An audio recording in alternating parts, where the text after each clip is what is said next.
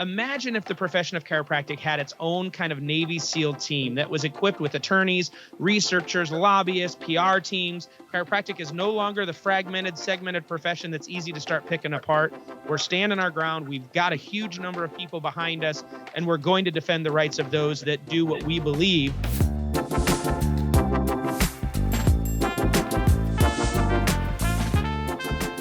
Hey docs, welcome to Conversations That Matter. I'm Dr. Jeff Langmaid here with my co-host Dr. Jason Deitch, part of the Smart Chiropractor team. And today we have the pleasure of interviewing somebody that we've known for quite a while, Bharon Hoag of the Chiropractic Defense Council. Bharon, thanks for taking some time and coming on and chatting with us today.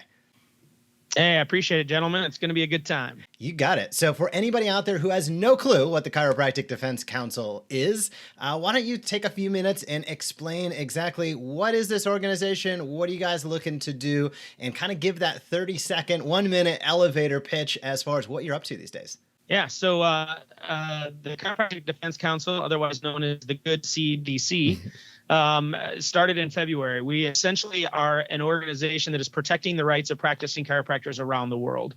We are a project of One Chiropractic, which is the actual nonprofit organization where all the monies go through and all the legal stuff happens.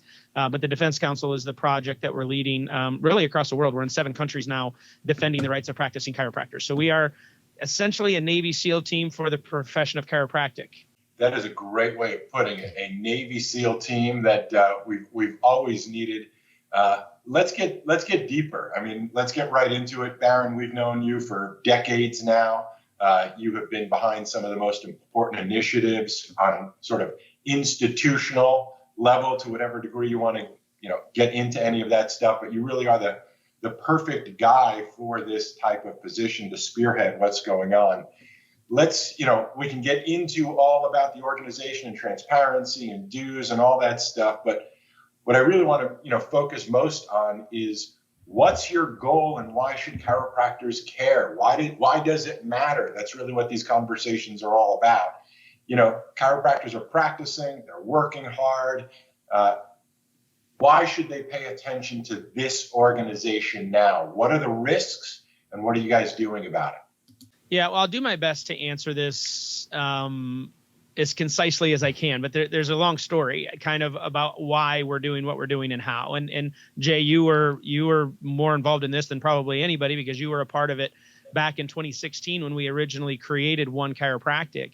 One Chiropractic was created really out of a frustration of a number of individuals. There were 10 of us that were just very, very frustrated with how the profession was operating on a national and worldwide level, just not digging at any particular organization, but just as chiropractic, we just really suck at doing things together. We're one of the few professions that circle the wagons and shoot inwards. And there were a group of us that were just really tired. At the time, there was a number of states that were considering expanding scope to include drugs. We didn't feel there was really enough of a movement to stop that. And that was kind of our precipice for getting started in 2016. We were successful at really navigating those waters and educating people and stopping that from happening.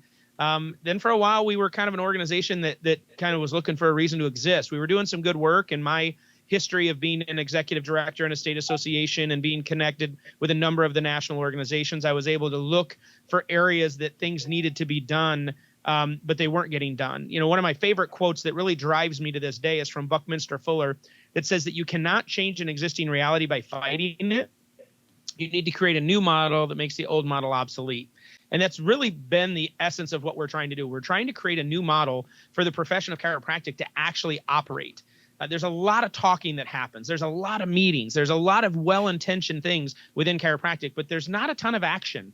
There's not, if we look historically, there's little pockets of great success, but we don't have that strong movement that moves us forward. In February of this year, I was sitting with a group of friends and, one of them, Dr. Steve Franson, actually pitched an idea to me that I fell head over heels in love with. And that idea was, imagine if the profession of chiropractic had its own kind of Navy SEAL team that was equipped with attorneys, researchers, lobbyists, PR teams, everybody that's on retainer, all completely teched up on chiropractic, ready to go. If you think about the Navy SEALs, they spend 90% of their time training, 10% of their time actually executing on everything they've been trained on, right? They're there ready to go at that moment. that they're the only people that can really achieve that specific outcome.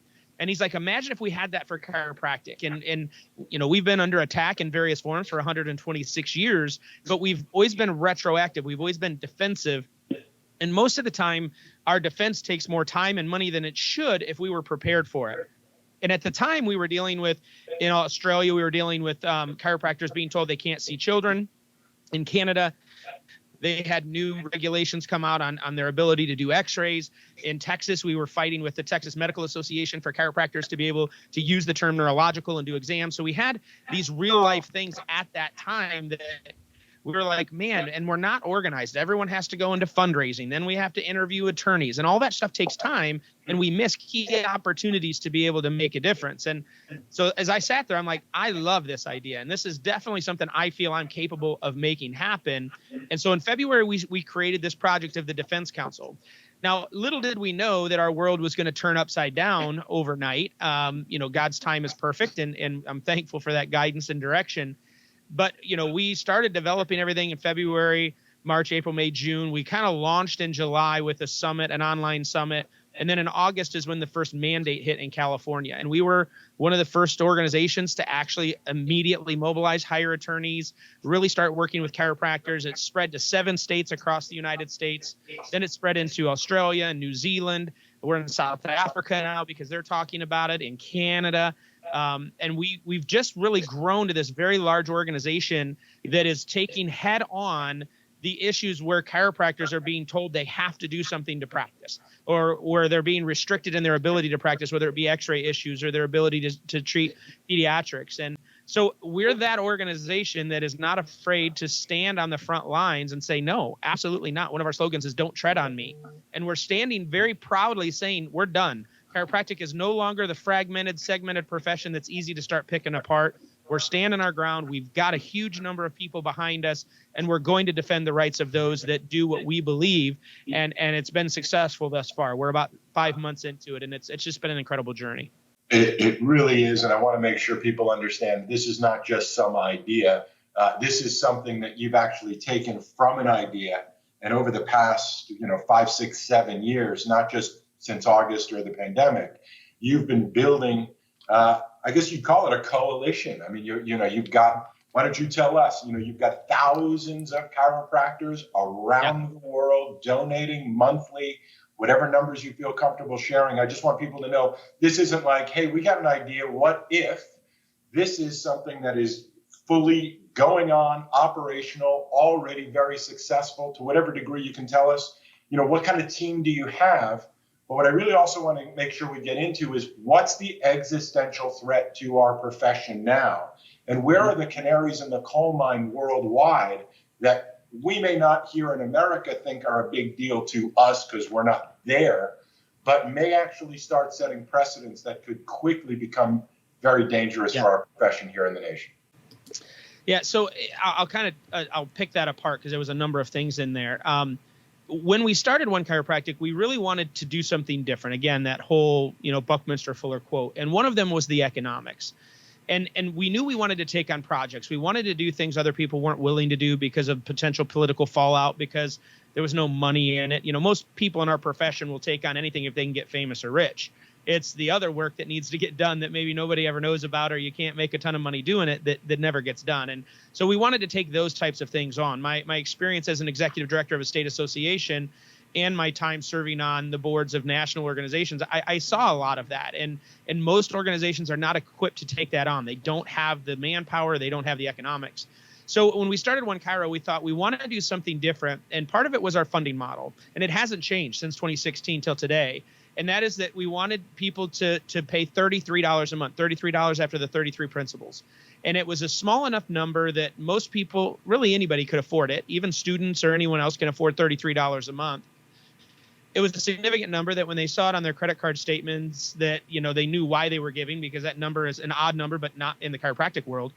But it was the idea that we wanted a bunch of people to do a little bit. Most of our organizations in our profession, it's a few people doing a lot, especially whenever there's a threat. It's a few people paying a lot, giving 10 grand here, 5 grand here, 1,000 here. The problem is the organization has to continue to fundraise. They're constantly looking to replace that other big gift. And so most of your energy goes on the economics, not on the work. And that's where a lot of people get frustrated with nonprofits. So we said we didn't want to do that. We wanted a bunch of people to do a little bit and then have that sustainable every single month revenue. And so since 2016, we've been building that following. We had a few hundred, and we kind of started eking to 1,000. But since we've been doing the Defense Council, we're now over 2,700 contributors worldwide. So we're generating right around $100,000 a month in revenue that allows us to hire the attorneys. We now have 39 attorneys on retainer across the world. Probably I'd have to say we are the only organization that is that deep in legal representation, and using them. We have 4 lawsuits across the world that we are funding on behalf of all citizens of the world. And we're very deep into this. And so that's what makes this difference. I don't want the big contributions. We do not take large gifts from large companies. We're not hitting up the typical suspects like Standard Process or Foot Levelers or NCMIC and asking them for big money.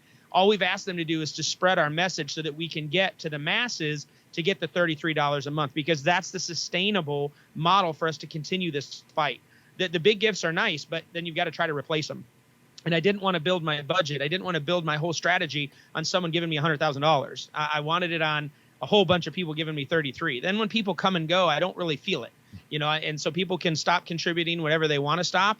We're averaging anywhere from 15 to 25 new contributors a day across the world. And as our message continues to get out. So that's really what makes us different, is we're not asking a bunch. The other part of that psychologically to why that works is we're not a member organization, meaning you're not giving because you're getting member benefits. That's part of the problem we have with some of the existing organizations in our profession, is when someone's paying $700 to $1,500 a year, there needs to be some ROI on that, right? Return on investment, and saying, I gave that much, what am I getting for it? Well, I don't want to be a member organization where I'm trying to keep my members happy. I'm a very Simon Sinek-based person, and we're leading with our why. And our why is to make chiropractic the #1 healthcare choice in the world. Part of the problem that our profession isn't the #1 healthcare choice is because we're constantly under attack, and we don't have a great defense system to be able to represent ourselves appropriately. People are picking at us, whether it's insurance companies, other specialties, pharma, media, because we're easy prey. One, we overreact and we create more fire when someone just gives us a spark. But secondly, we just don't have good representation. Everybody's a volunteer. And although I respect volunteers, when you get volunteers, you typically get volunteer level work. Well, every one of our people on our team is paid, and paid very well, because we want the absolute best representation. We have the best attorneys we can find. A couple of our attorneys here in the United States came from frontline doctors. We have the leading guy in the world on religious exemptions. We have 2 civil rights attorneys that have been used by every organization, including ICANN and Children's Health Defense. We share a lot of those. So, we have literally the best that we can find. In our other countries, we have the best solicitors and barristers that are available in Australia and New Zealand, because we believe our profession deserves that. So your last question about existential threat, and this is a question I deal with every time I go into a new country, because they're like, well, how do we know that Canadian dollars are going to the Canadian defense? Or how do we know that Australian dollars are going to defend Australians? And everyone's so territorial. That's the typical mindset within chiropractic is, what do I get out of this? What we're trying to change is that this is about our profession as a whole. If you don't think that what happens in New Zealand affects the United States, you're crazy. If chiropractors are literally squashed in New Zealand, it will take effect here in the United States in some capacity, because it's a model that apparently was successful that people in the U.S. that want to keep us contained are going to follow. Same in Australia, same in South Africa, same in Barcelona, same in Canada. So for us, this is about a profession. It's not about a state, country, or territory. It's about ensuring that chiropractic worldwide has the opportunity to expand, has the opportunity to represent itself, and that our doctors have the ability to express themselves as God intended them to do. And we're going to defend that, and we're going to make sure that those opportunities exist. We have all the money we need. We have the truth on our side and always have. What we've lacked is the organization and the testicular fortitude to stand up and say enough is enough. And that's what the CDC is about. We're done. We're done being the redheaded stepchildren. So when we're talking, especially in Canada right now, they have what's called a chiropractic college. That's the equivalent of a licensing board. And we're going toe to toe in Canada right now with the British Columbia College. And, I'm in the media over there. The newspapers have picked up this battle, and, they're saying that, this US based nonprofit is coming after the chiropractic college, which we are. They're very tyrannical and draconian in what they're doing, and they have zero basis to do it. So we are drawing the attention away from their national associations. We're drawing the attention away from individual doctors, and we're coming in as a very large organization saying, hey, we're putting you on notice. You're not going to get to just behave like you've been behaving the last 15 years. You're going to have to answer for your decisions in the way that you're working, and we have legal counsel that's going to force you to do so.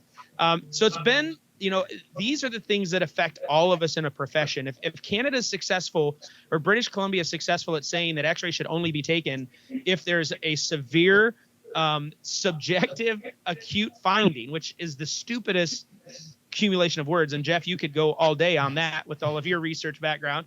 But if they get away with it, which they currently are, you don't think that's going to trickle into other provinces within Canada and then come across the border and get into the border states? Well, Canada says x-rays are inappropriate and unhealthy, so we should really reconsider how we're doing it here.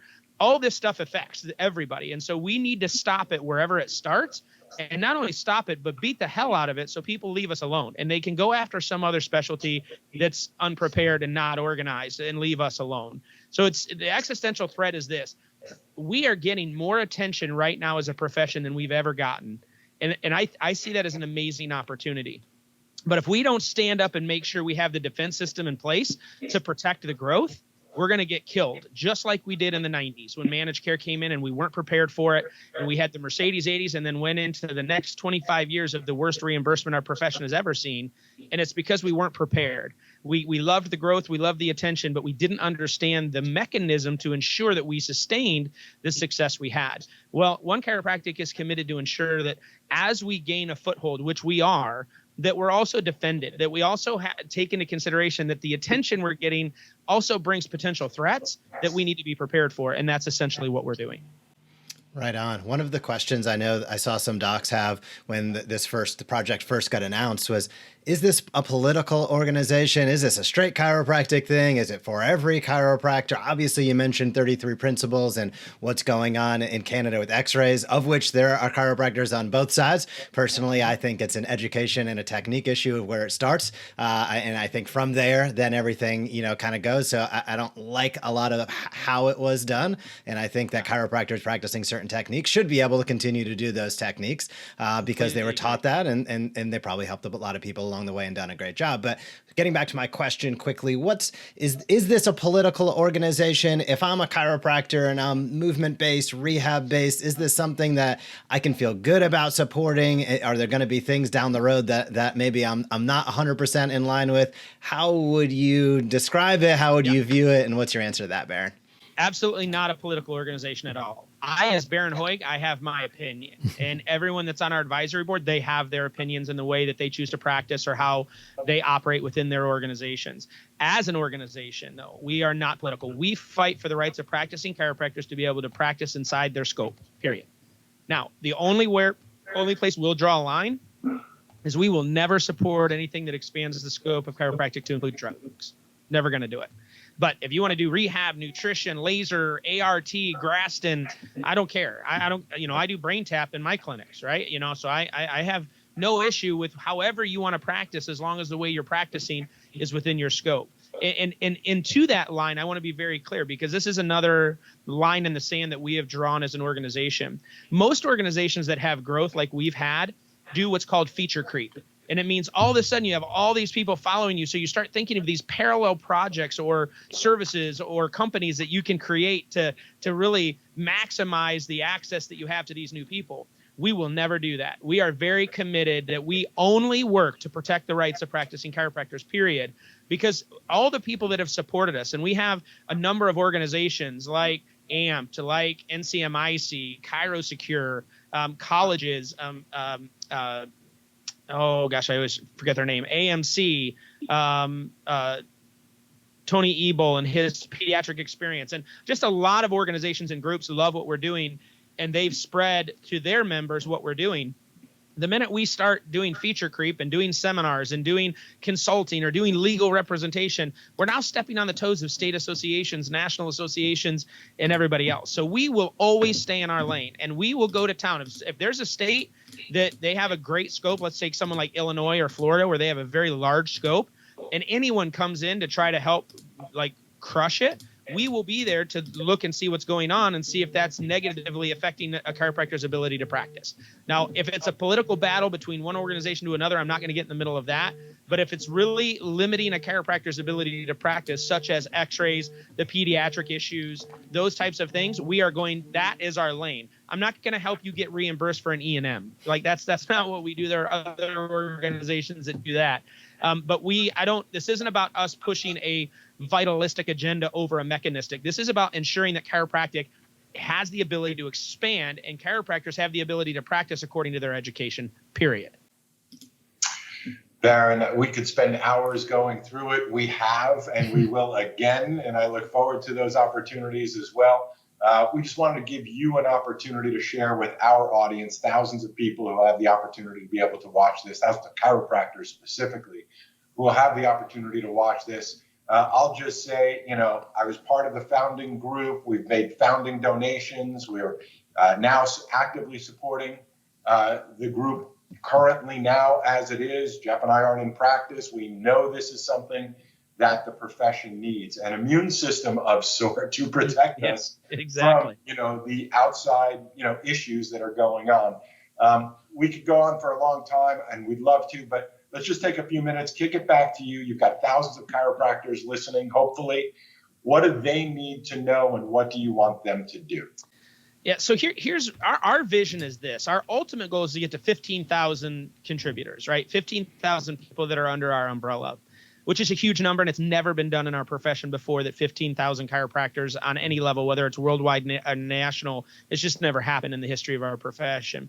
And it hasn't happened, I think, because of feature creep and all the things that we've already talked about. There's two reasons why we want that number. One, economically. If we could do that, we can literally build an unbelievable war chest that, we're completely transparent. Our finances are on our website, our board. I do videos every single week by country, updating everybody on what we're doing, where we're going. I'm showing you what we're bringing in per country. I'm showing you what we're spending by country. We are literally completely transparent with our economics, and that was one of our commitments. So the 15,000 people, yes, would be an economic thing, because then we're bringing in, just under $6 million a year that would be completely dedicated only for defending the profession across the world. But more importantly, it's about the communication. One of the things that makes us very successful, that's unlike other organizations, is every single Monday I am updating everybody on everything we're doing. Our website is designed to be a resource. We're providing resources, and it's not a pay to play. I don't care if hopefully you'll give and you'll see the vision. We're asking for $33 a month US. So it's not a huge commitment. You can stop at any time you want. If you don't like what we're doing, stop paying. You vote with your checkbook. But we're doing things differently. We're not pay to play. We're not locking people in. We're not creating member benefits. We want people to stay informed.